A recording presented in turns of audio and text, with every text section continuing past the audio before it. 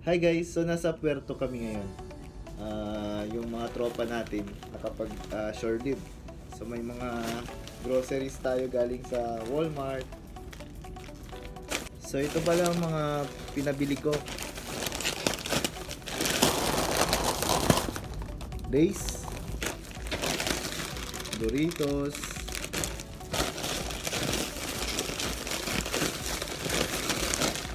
other flavor ng Doritos, saka Lay's pa rin. Yung other na supot naman ay Centrum, the best to. Isa, dalawa, tatlong Centrum.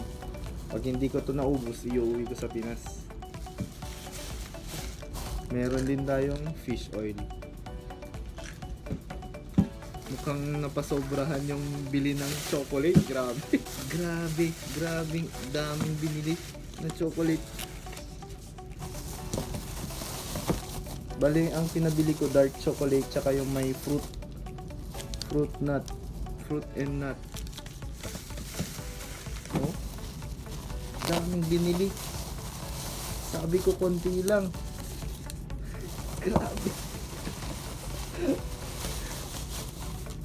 Oh, dami guys. Magdadiabetes tayo nito. So ito pala lahat ng nabili ko, worth $120 ito. So ito, chocolate, vitamins, fish oil, at chichirya.